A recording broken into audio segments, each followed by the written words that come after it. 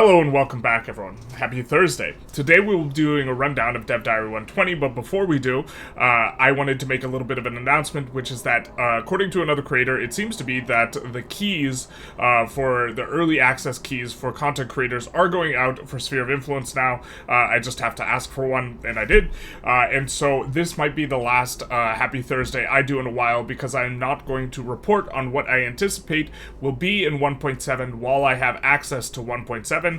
Because that seems like a good way to violate my NDA. And so, this might be the last Happy Thursday for the next 3 weeks before release, depending on when they leave the content embargo. With that said, this is also one on modding. And I do not mod the game at all, and so this is not necessarily my purview, and so my opinions and thoughts on this matter might actually be quite a bit less useful than someone who actually mods in this sort of thing. And maybe people who do want to mod can discuss stuff in the comments and mention what they think is interesting in this sort of thing for particular things, because I'm not going to have this level of nuanced information. And also, maybe for a lot of people, this will be a dev diary that's less interesting to read through or to listen through, as it were. And so just keep that in mind, and just kind of a bit of a warning or a heads up with what's going on in here. Alright, let's jump into it. Hello, this is Victoria, and I am here to wish you a happy Thursday. Wait. Okay, that's... I mean, I can't get mad at Victoria, right? Because the game's named after her, so I guess she's allowed to not wish us a happy Thursday, but still would love to hear a happy Thursday from Victoria. Our scripting language is the basis of all in-game content in Victoria 3. This is the scripting language that people use to mod. This means that every script functionally that we use in making game content is also available for use for modders, as well as triggers and effects which interface with the new features such as power blocks and building ownership. I am going to be so excited to see modded power block types with different types of bonuses and this sort of thing. I think that's going to be super, super neat. We'll see how that shakes out. Also, I wonder if you can mod it so that only certain countries have access to certain types of blocks. If that is possible, then it will be able to make kind of unique countries for some of the more ambitious types of mods, where, like, if you wanted to make a fantasy mod where you want to make a distinction between elves and dwarves, you could lock some of their features behind the various groups that you have in the power blocks. I forget what they're called, the principles. Okay. 1.7 and 1.7 Sphere of Influence adds several novel functionalities for modders. These include new scripted progress bars system for journal entries. And so here we have, instead of the tick, tick, tick progress, where it's, currently they have progress bars, but they're like one tick at a time. Now we have % progress bars, so this is pretty cool, and apparently you have access to this in modding now. In 1.7, journal entries will have a new way to display data, scripted progress bars. Multiple progress bars can be added per journal entry, and progress bars can be shared between journal entries. Scripted progress bars can also be configured to automatically increment weekly, monthly, and yearly ticks.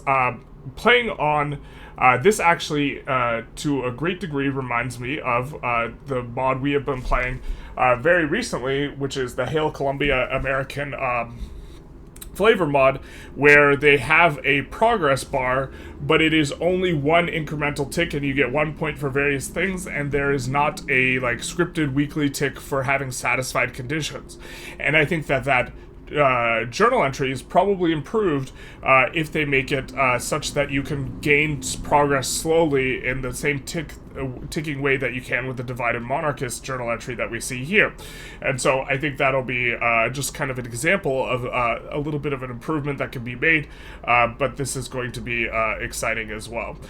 Previously, all journal entries with progress bars have worked off a goal system, where goal entry is tied to a variable, and incrementing this variable causes the journal entry to progress 1 point at a time, instead of, in the case of the Hail Columbia mod, instead of here, it looks like you can gain slight bits of progress at a time.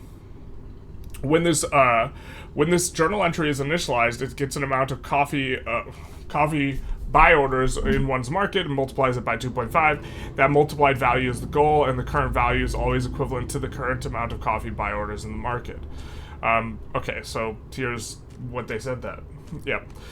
The previous system remains available, and all journal entries utilizing it will still stay functional. However, the scripted progress bar system permits for new and interesting cases, such as better support for incrementing progress based on various conditions. Rather than, like a light switch, it just slowly turns it on, like a volume knob, if you satisfy the condition. So one example was us having a particular, someone in government with a particular ideology, let's say jingoist, it would give us 1 point. And then that would just progress us once, and it wouldn't progress it over time. So having a jingoist in our government for forever, you can now make it so that it gives you ticking progress. Okay, each scripted progress bar has certain conditions which can change its progress on a weekly, monthly, or yearly basis, and can be changed by means of scripted effect using the add progress set bar progress effects. And so, okay, here we have the dark wizard language where they show what it looks like, and of course we are seeing the progress as it happens. In terms of monthly change. Scripted progress bars also have lock support, allowing for printing whatever text someone wants on them, which it'll be nice. Thinking of each moment, holding this breath, as death minute in decimal? As death minute in decimal? I don't know this reference. I feel like this is a reference. This is supposed to be funny. If this is funny to you, pat yourself on the back, because I don't understand it. As death minute in decimal. That doesn't sound like iambic pentameter. Surely not a Shakespeare quote. Okay. Script. Holding this breath. Thinking of each. Okay. Scripted progress bars defined in common scripted progress bars folder in files therein. Therein. We love it. This word needs to make a comeback. Looking inside of one of these files, you can see the structure of each progress bar in the script, except I don't see the matrix language. I see zeros and ones, but some people see a woman in a red dress. Let's continue. Going line by line, the first thing one sees, we're going to go line by line now.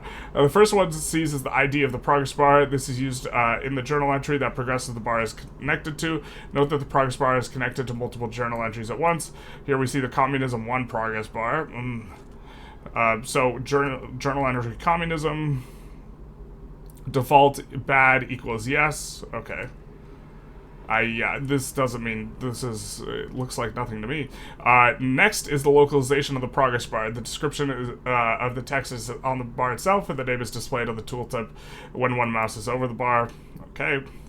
Next is the skin progress bar uses. Default bad equals yes. Okay. This is the communism progress bar, so that its color is red. This is what it looks like in game. Okay, so that we're seeing it's making progress. Spectre haunting the world, the rising prevalence, everyone's seen this event, and a complete list of available progress bar skins follow. Double-sided gold, default green, default bad. Okay, so default bad is just red. They're not trying to make a statement regarding communism. They're just saying that it's red, not trying to make a statement regarding communism. Default bad. This is colorist. Excuse us. Why does red have to be bad? Okay, but obviously it's always negative in games. The double-sided progress bars have two texts, allowing those to use them to put text on both on the light progress bar. Right Twix versus left Twix. Except for, okay, I have a very significant complaint here. Why would we put the right text on the left side and the left text on the right side? It's driving me crazy.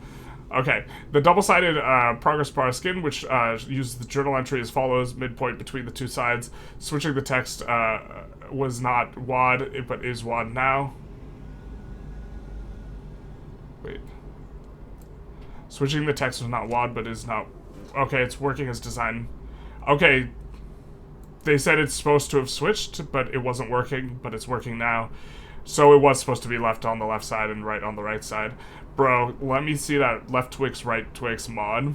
But this will be nice for representing a balance of power of, like, some massive type of, collective effort or something. So if you were doing a Cold War mod, right, having the left side be, the U.S. and the right side be the Soviets, or other way around, however you prefer, and having it be like a struggle bar is probably an interesting and fun way of representing that.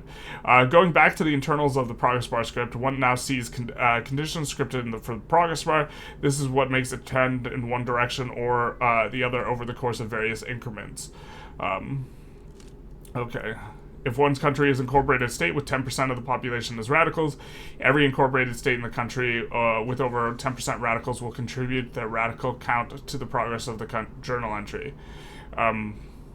So this seems like it gives you so much more flexibility, and also like the like binary tick ups where like you satisfy a condition and then it gives you a whole point seem a lot less satisfying than these dynamic conditions, which will give you a ticking score if you have a certain condition, just generally speaking, for progressing journal entries. For the purpose of the example, all that matters is the amount of radicals in one country. In practice, a progress bar can have however many factors behind it one wants, and all of them will be printed in a nice and orderly list. Big nice. And so here we see the monthly ticks. We're getting it from states from turmoil, states with standard living below expected, popularity of characters supporting Council Republic, interest groups supporting Council Republic, and policing and home affairs. Okay. This is the journal entry kind of as we know it a little bit, I think, but I don't think we have a progress bar now. Do we have a progress bar now? I'm not sure.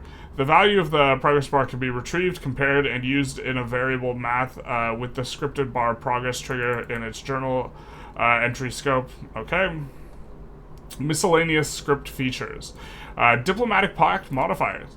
Diplopacts can now apply modifiers to both involved parties. These are controlled by the first modifier and second modifier. In the diplomatic play script, the first modifier applies to be the initiator, and second applies to the other country.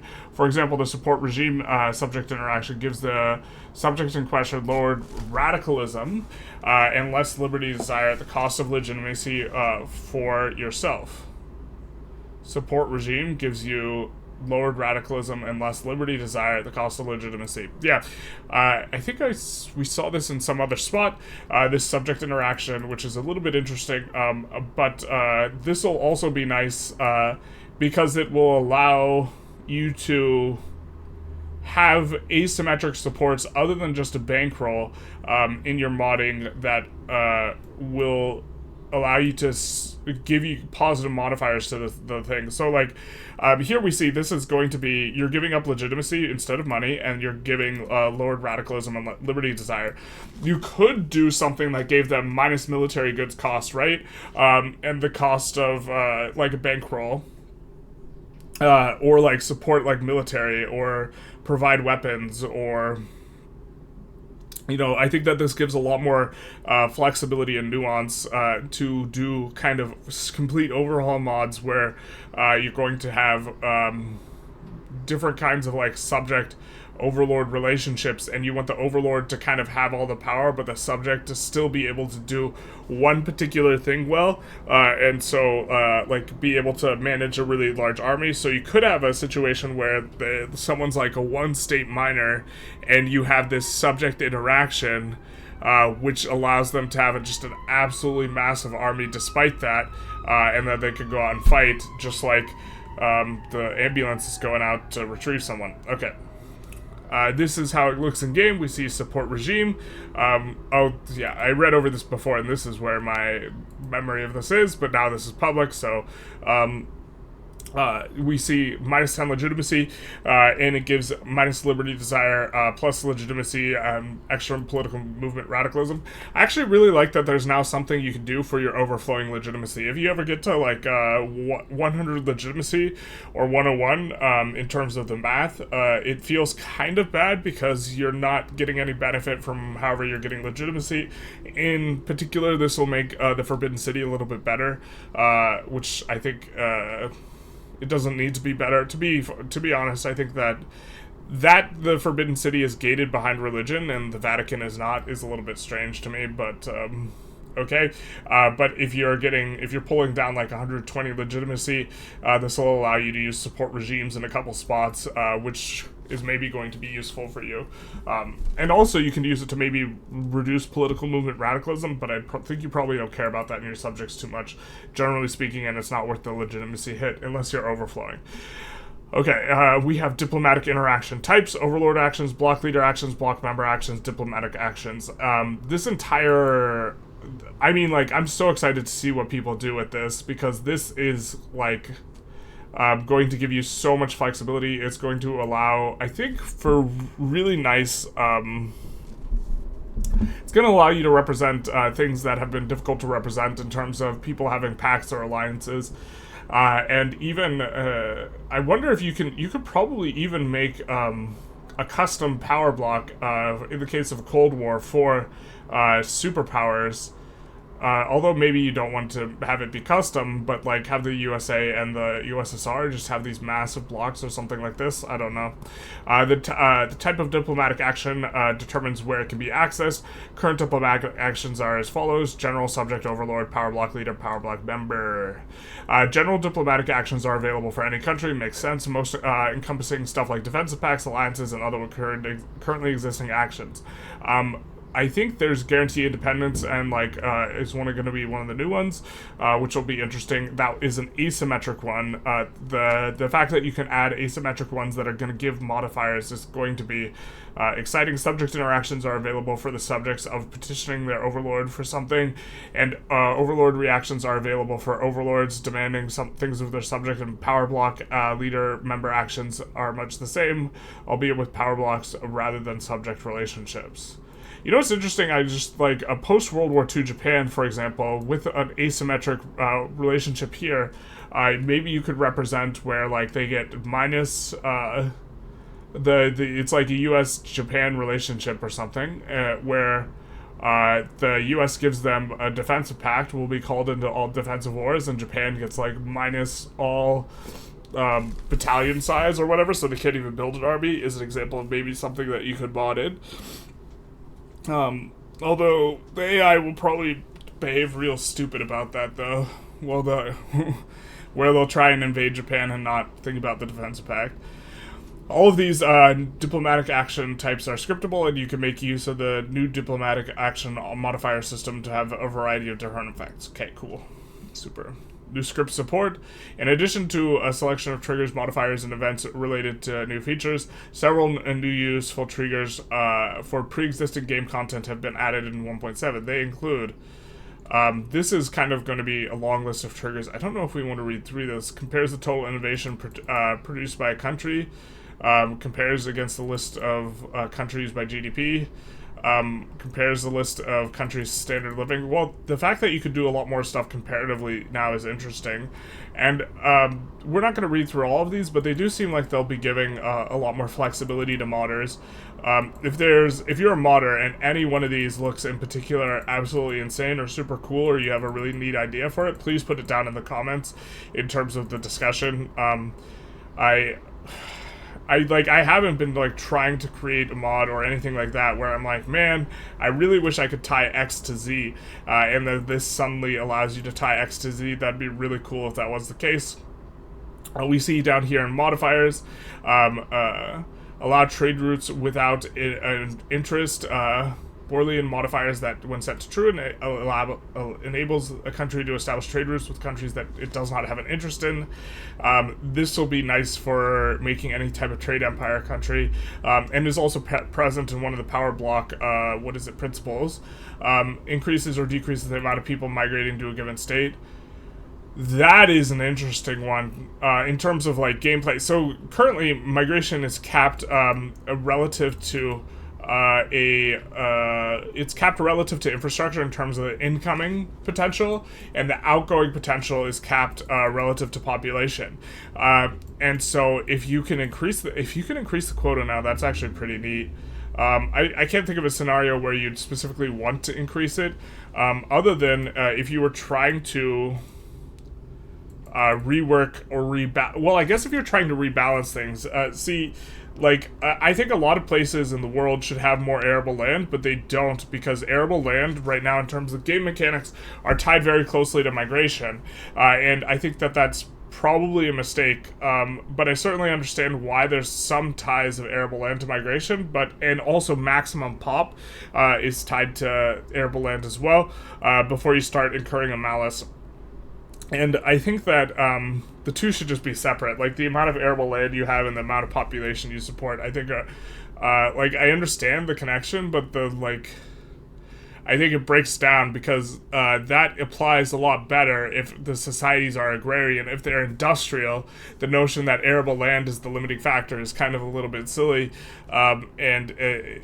When you keep them tied to migration, that's like one of the reasons why like China has the rice paddy and there's rice farms, which are just completely out of line with all the other grain farms, because they employ 10,000 people, and it's the only building that employs 10,000 people, and they felt like they needed to do it because subsistence rice farms needed to employ 10,000 people because they felt that the Chinese lands had too much rice, because all the arable land is all tied to population, and they thought that it had too much, just too much, so they just cut it at half, which just causes massive unemployment now when you build anything agrarian in China, which creates a disincentive to do that.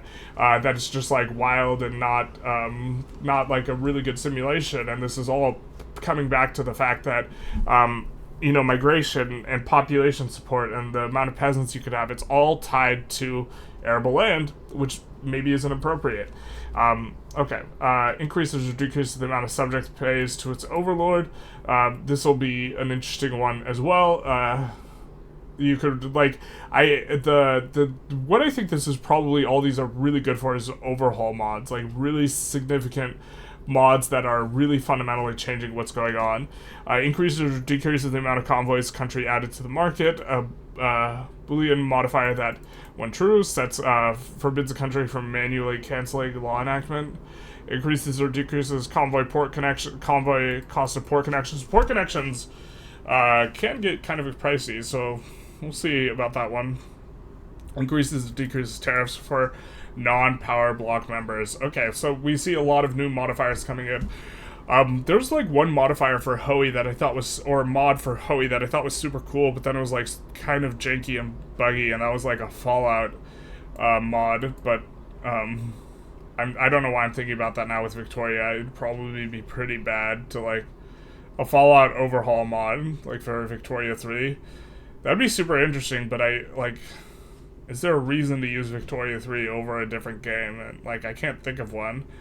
I just want to spend caps, man. Okay, so we have regime change immediately forces a regime change war goal on specified country. New effect. To acquire full list of triggers, effects, modifiers, scopes, etc. This will export files of useful documentation to you. For those of you who are modding, I will now hand the task of over to Mikhail to cover the modifier rework and the scripted widgets. So, what do we think about Mikhail? Is Mikhail going to wish us a happy Thursday? This is the question. And damn it.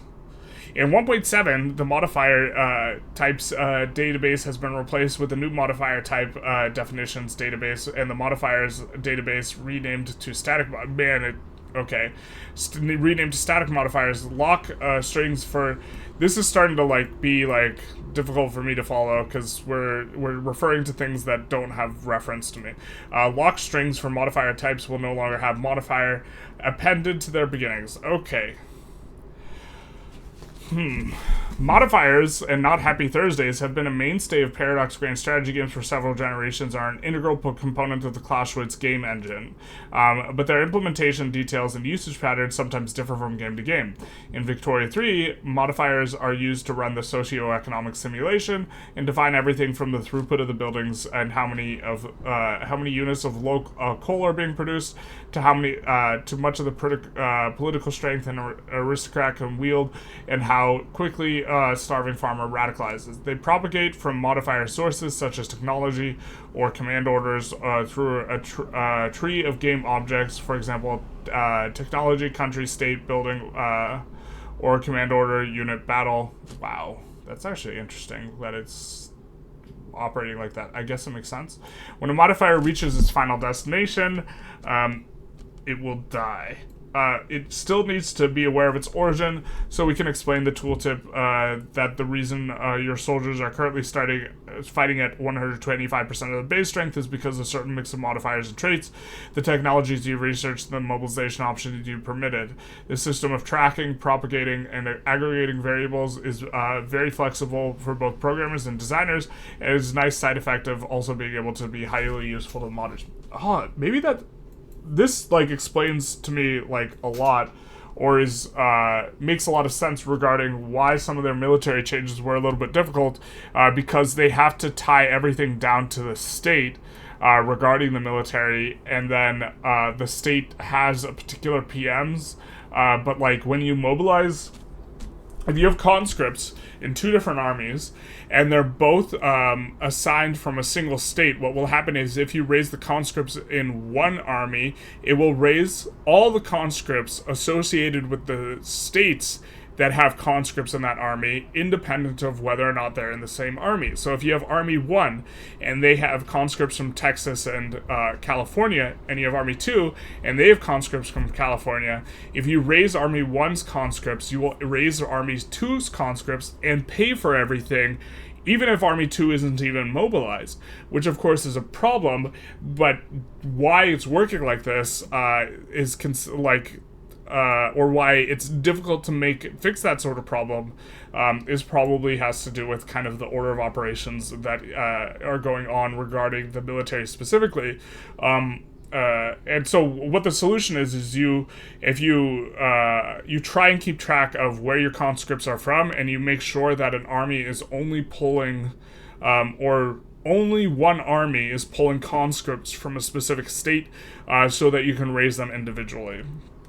As needed, which is like kind of a tedious bit of a thing, or you just like overpay for military goods and it's not that big a deal, but you still don't want to. However, it is also very performance intensive. Due to the web of interdependencies of game objects tree, it needs to keep track of the validity of each modifier node and send a signal up the tree to refresh everything when it's no longer valid. For example, whenever you change a production method building, the entire economic state of your market needs to be refreshed, which could also have an effect on other objects interfacing the economy, which being Victoria 3 is most objects in the game. The number of modifiers and invalidation events of those types of nodes as the biggest... The number of modifier nodes and invalidation events of these nodes has the biggest impact on aggregate performance of the game. Is this why? So I remember a dev commenting that state modifiers actually tank performance quite a bit, the introduction of new state modifiers, more than people would expect, and I wonder if part of this interaction is why. Competing with the number of pops and for the prestigious #1 spot of worst performance factor. So modifiers. Due to the increased demand on the simulation with the coming 1.7 sphere of influence, which leaves me concerned. I've been concerned for... When listening to the development of the game, there's never been a game where I have heard cited by the developers more that we would love to do this, we have an idea on how we could do this, we probably could do this, but we, practically speaking, cannot implement it because of performance reasons. Which, like, makes me sad because I like new features. So this is something I think about a ton. Okay, we had to do a major overhaul of the modifier system in the Clausewitz engine, specifically to improve performance by avoiding unnecessary work in modifier node recalculations. So this is actually huge news. And the first time I read through this dev diary, I didn't fully grasp this, or because I kind of skim over it at first. But if they did a major overhaul of the thing that is competing for #1 for the worst performance factor, then that's pretty substantive. I mean, I guess it's going to depend how major the overhaul is. 1.7 introduces a lot of stuff. I think every patch, except for maybe 1.6, has gotten slower since release. And 1.6 is just like a maybe with like a lot of heavy asterisks. because it's like slower in the beginning. It's maybe faster in the middle and late game, which is kind of, you would rather have a smoother performance kind of profile anyways, so that like maybe 1.6 is a little bit better. But then my experience with the USA game was that if you really unlock or like fully throttle up migration, that like performance seems really bad anyways. Okay. This rewrite comes at a cost. Whereas previously, new modifier types defined in the modifier type database would propagate down the tree in accordance with the first part of the modifier type name. For example, country targets country and will not propagate further. Building, when applied to FX technology, will not propagate to the country. Then it starts. Then estates. Then all buildings in those states. New modifiers types. Defined by modders in the script in the mod definition database will no longer have a designated target and will propagate everywhere. Okay. I'm not sure exactly what is being said here, to be honest. Other than I think that they're saying that the order and the flexibility of the propagating has changed.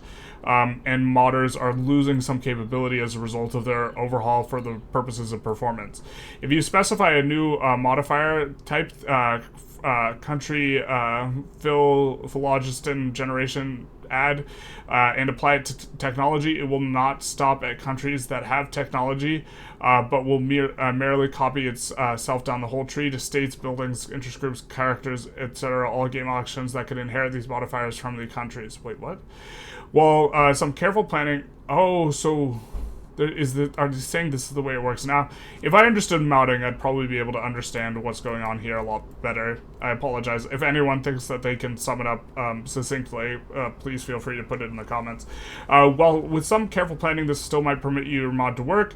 It could cause performance problems and confusing UX bugs. In the worst case scenario, modifier duplication. Yikes. Okay, so they're saying stuff applies differently. We're currently working on a solution to this that will allow you to optimally turn on custom modifier types registration in your mod. Okay, so you can register modifiers that will work the old way, not the streamlined way that they've made. This will allow custom modifier types to propagate according to earlier rules. We hope that it will be ready for release. If not, it should appear in a hotfix afterwards. Okay, fantastic. Watch for the patch note news on this, and until then, try not to include any new modifier types in your modding endeavors. Alright, and then we have scripted widgets. Finally, some of you will be pleased to know that we have ported over the scripted widgets system introduced in Crusader Kings 3 to Victoria 3, allowing you to more easily add new UI elements in your mod without causing conflicts with other UI mods touching the game files. In addition, the AI will now evaluate whether it should be taking actions defined in scripted GUI database dependent on its AI valid trigger and the AI frequency noted and AI chance defined scripted by the GUI. I mean, I hope someone makes a good AI mod sometime. To be fair, though, I haven't tried them out, so maybe I shouldn't be. Okay. We hope that these features will allow you to mod your interface even deeper with the rest of the game mechanics. Fantastic, and that is all. Thank you for reading. Next week, Hansi will cover the new map and culture changes coming at 1.7. I might not be doing a Happy Thursday next week. I apologize. Because if I have early access, I do not want to put myself in a situation to accidentally violate my NDA. But I hope you guys enjoyed. If you did, please feel free to do the YouTube algorithm thing. And other than that, have a happy Thursday. And if I don't see you next Thursday, have a happy Thursday then as well.